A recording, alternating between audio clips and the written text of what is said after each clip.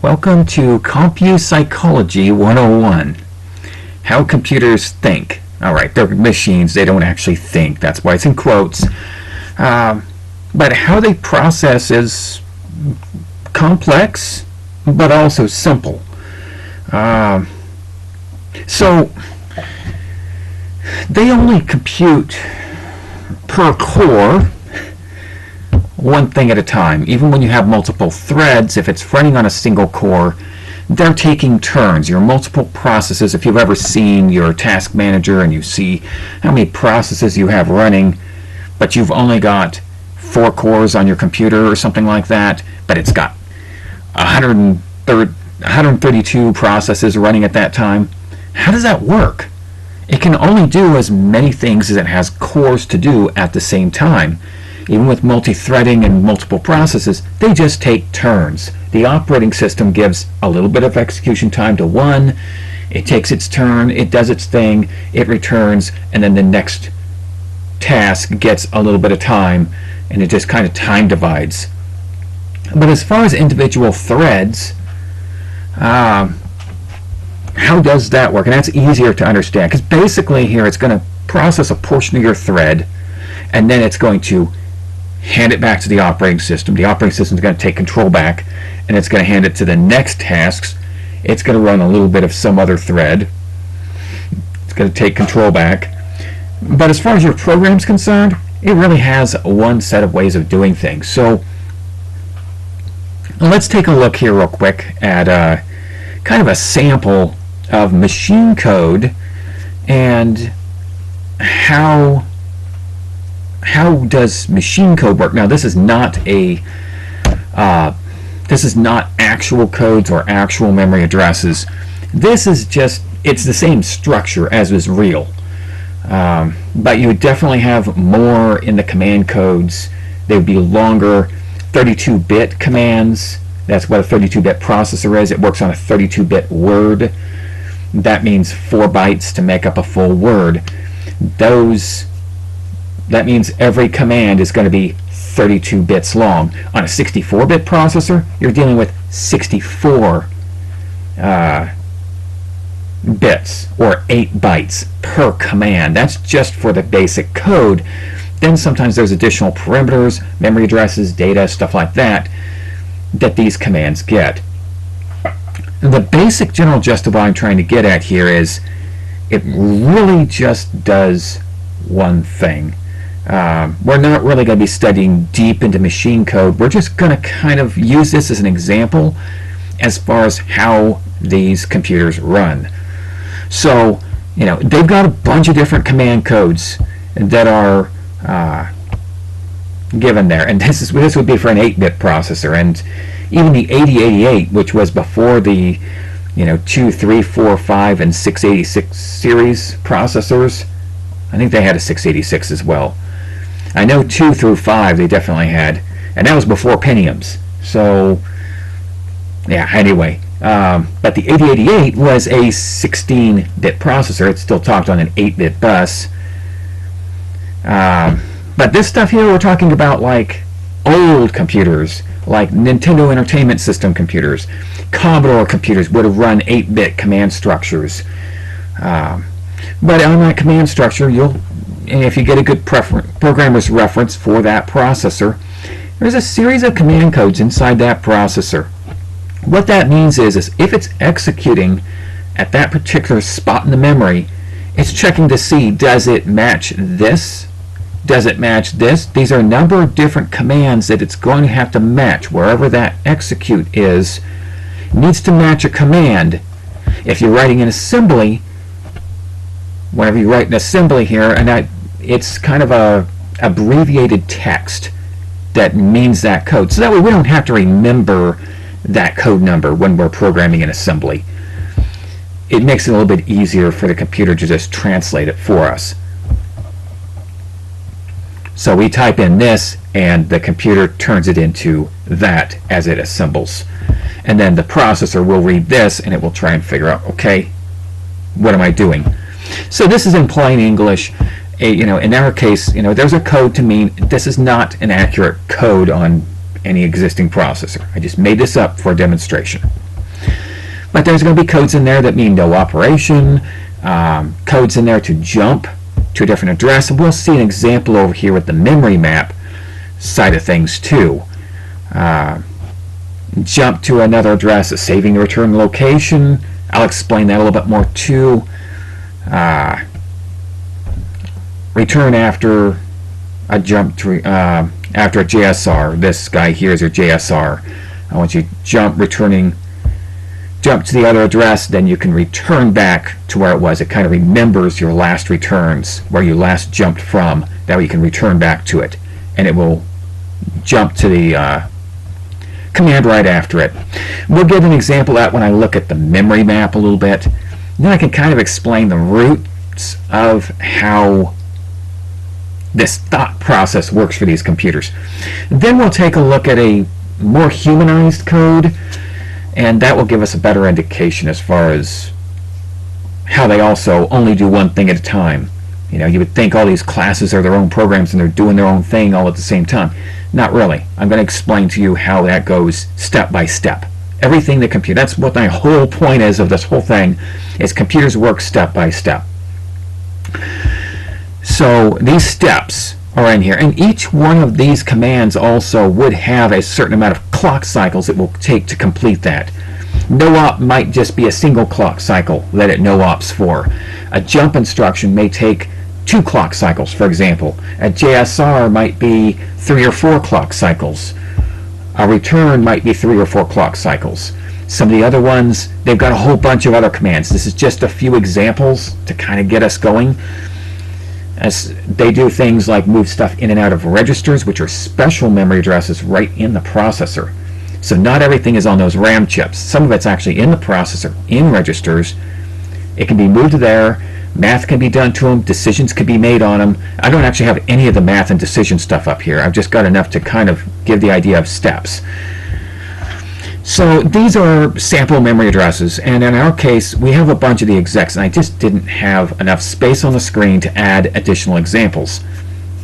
But just to give an idea to, you know, executive memory, where you're intending to store a program, you know, that's where you're actually going to put some of the machine code. This is an example of kind of, I used the assembly in place of the machine code stuff, and then these are all memory addresses, but those are parameter values.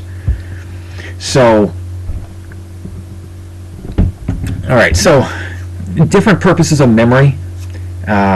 If you're moving information in and out of memory for like video memory, there's certain memory that affects your screen, or that is entered from the keyboard, and maybe it's the keyboard buffer at a certain spot.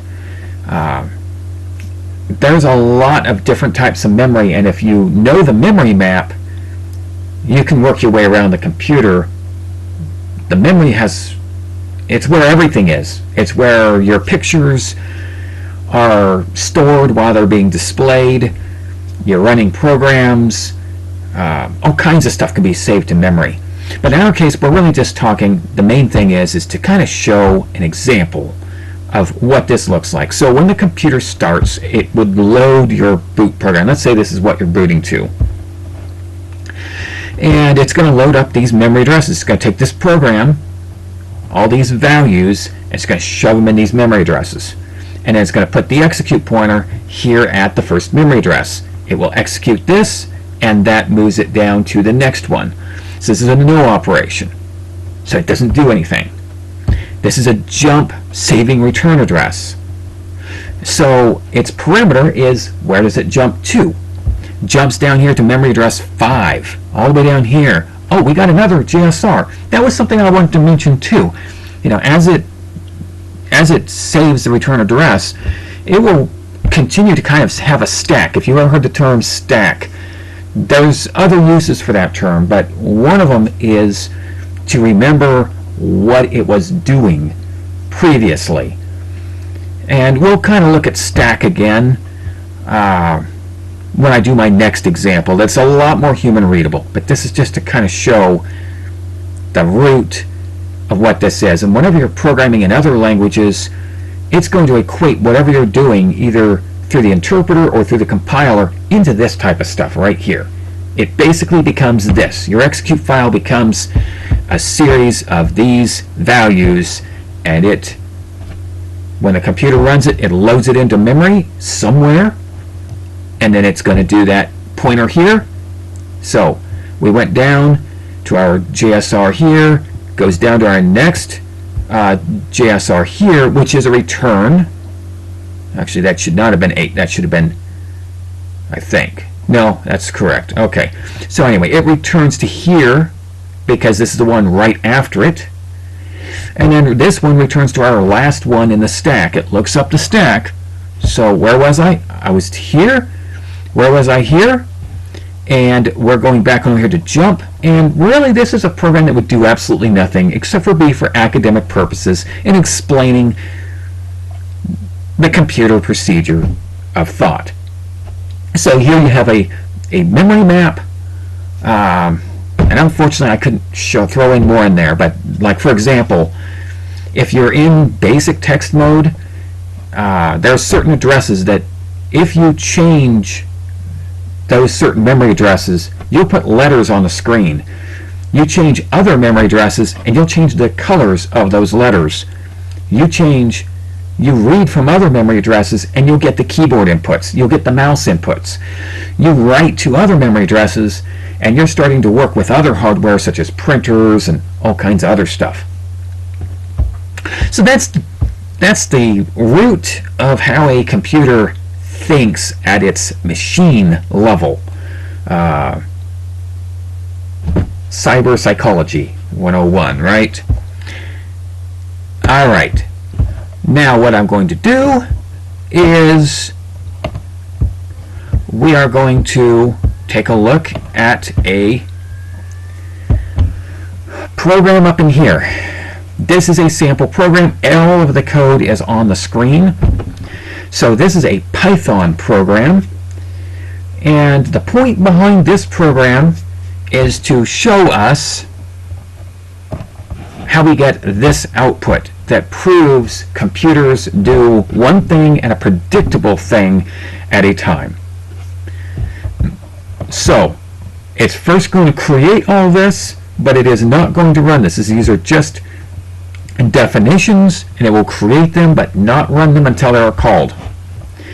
So its first line is actually going to execute down here is going to be the print start a program, and we see that start a program. Now we're going to call my function. What happens then is it's going to start running up in here. This is my function. It's going to read in all of any parameters that I would have had, any arguments to that function, and it will set those variables in that local scope. Everything in here is of a scope. So this is a function scope. So these t's, it doesn't matter that these are also t. Everything in that function is different than what's down here. So these are two different t variables. But when we run, we have so it's first assigning all of those, it computes all of the arguments and sets up your local scope. And then it's going to print start a function. It's going to run this line. Start a function. Then we created a class, and that had an argument function. That's to be able to trace back where this class is, because we're going to create this class a couple times, and we want to see the scope of the class, how this works. So this is telling it to create that class, which means before it can return to here, remember, we've got stack going on. So it knows the first spot where it jumped from was here. Now it's jumping from here into our constructor. So you see we got a stack of previous spots where we were from. Once it clears out of the constructor here, it's going to go back to the next line after that, and then once this exits, it will return back to my main line of code, to my loose code, as I'm going to call it. Okay, this is all loose code. It's not in a class or a function. So we called the constructor right here, okay? And that means it's running a function right here. This is our constructor. And it's going to set up our local scope for that. And constructor called. Okay, so that should be my very next thing that I should see. After start of function should be the class is created from, and we passed it function. Class created from function. Constructor called on class created from function.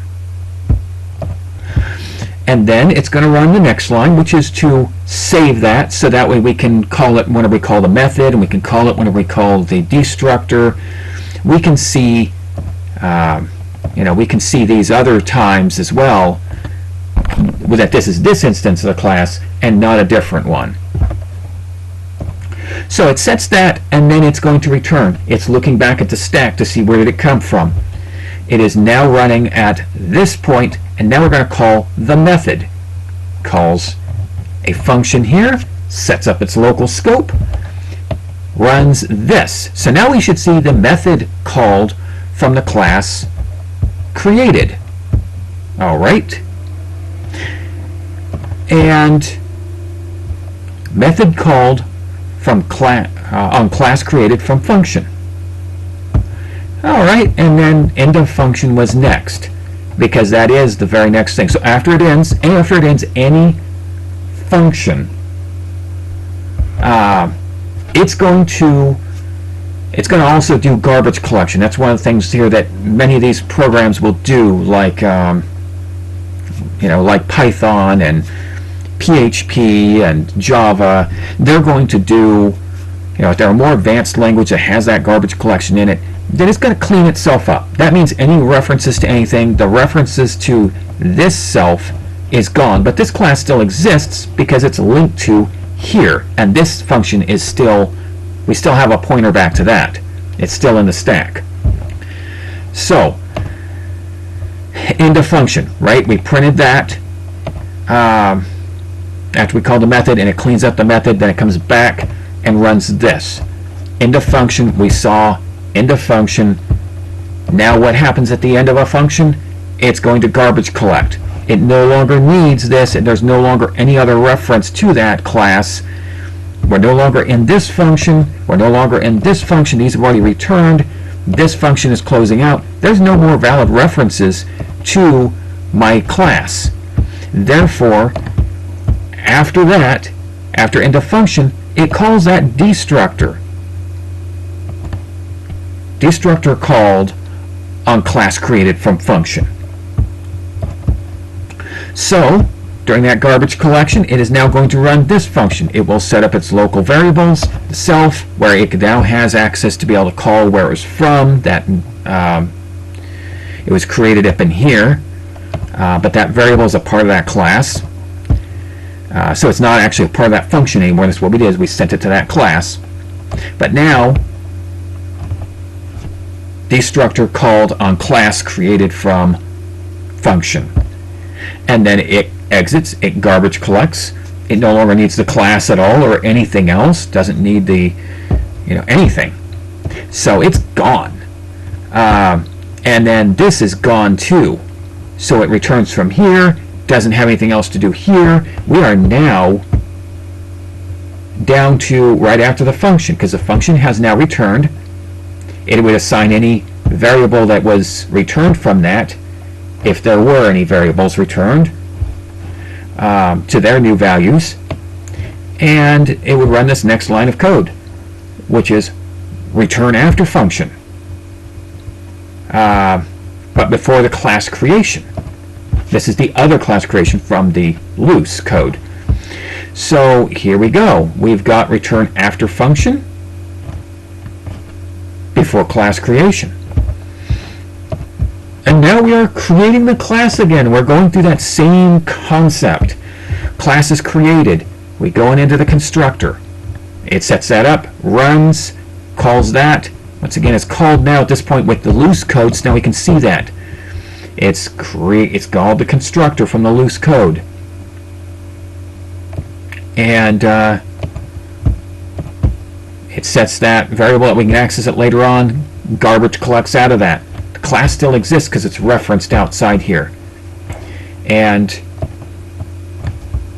we're going to call the method now of that class, since we have a variable referencing it.